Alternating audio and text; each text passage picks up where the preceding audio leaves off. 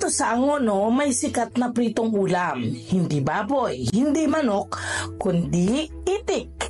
Ngayong araw, samahan kaming subukan ang ipinagmamalaking fried itik na yan, na mahigit 40 years ng negosyo ng pamilya ni Tatay Lamber.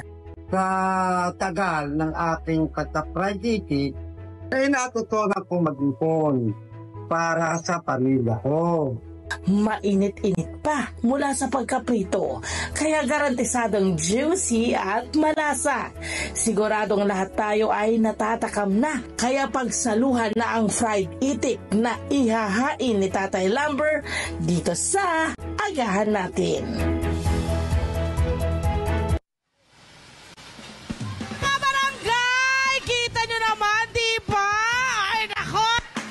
Ito sa ipinakita ng aming video ay nandito tayo ngayon sa kusina ni Tatay Lamber! Tatay, good morning! Good morning to you. Good morning. Pati ba naman yung mga kabarangay natin? Maraming salamat sa mga kabarangay natin, lalo na kay Labo Lever. Labo Lever, yan tawag na sa akin. Ayan na. Ito na si Kuya Tony Pet, my friend. Okay, Tatay Lamber, ilang taon na po ang inyong itik business? Nasa 40 na yan. 40 taon. Hindi ko na lang matanda. Nasa 40 taon na po yan. Paano nyo po inumpisahan itong itikan po ninyo? Ay, napakagandang ano yan. Pag-umpisan yan. Oh. Merong pangit, merong maganda. Pero basta yan, umpisan ko ng maayos at walang ano. Walang... Sa loob ng 40 years na yan tayo ng inyong pag-iitikan, ano yung mga natutunan po ninyo pagdating sa business na to? Kinakailangan, masipag ka, matyaga ka, parunong kang mag-ipon. Tama!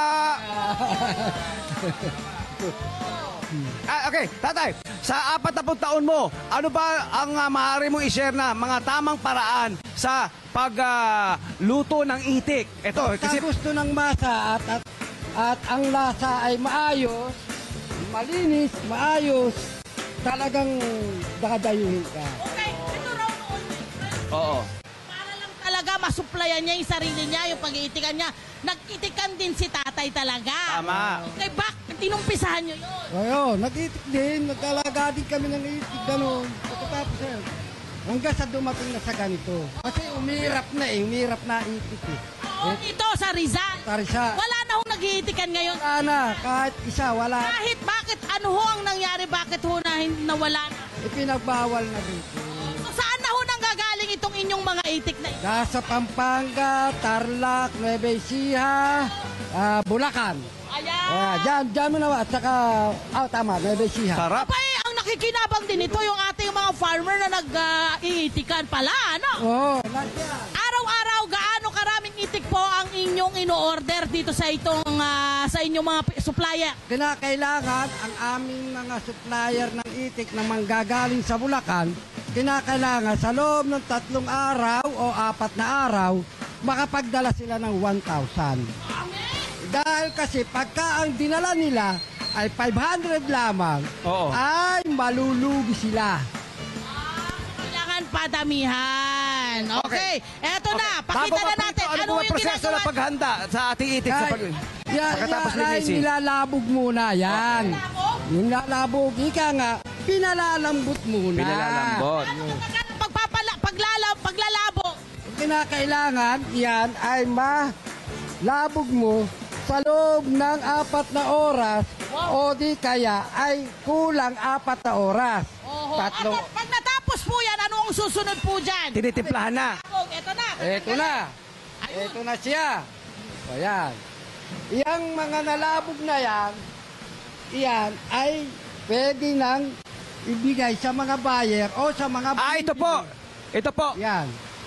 Yang mga nalabog na yan. Ito po. Yan. Yan ay... Oo. Para mapakita natin. Okay, mga kabarangga, ang sinasabi ni Tatay Lamber, dito, ito pa lang, maaari nyo nang bilhin. Kayo nang bahala magprito. Ayan. Di ba? Maaari nang iprito. O tapos...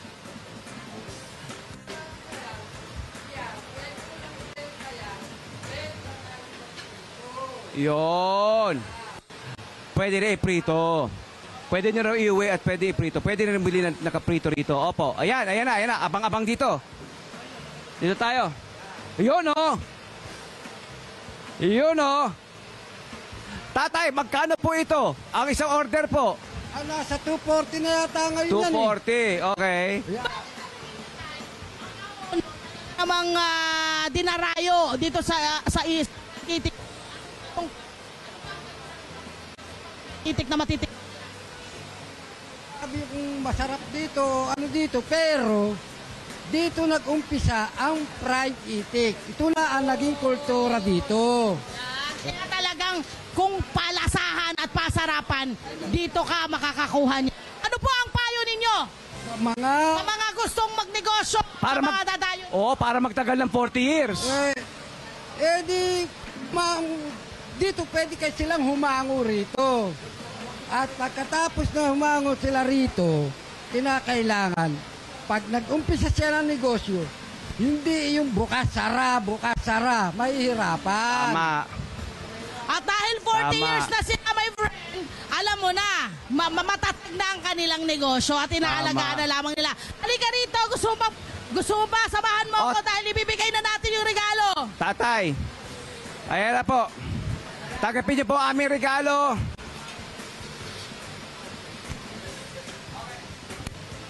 Iniiwasan po natin tumawid to sa pagkain. Pwede po? Sige, dito na po natin.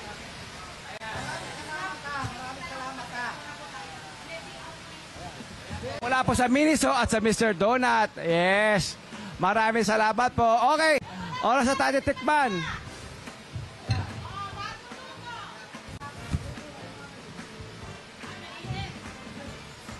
Mainit. Kakahango pa lang daw eh.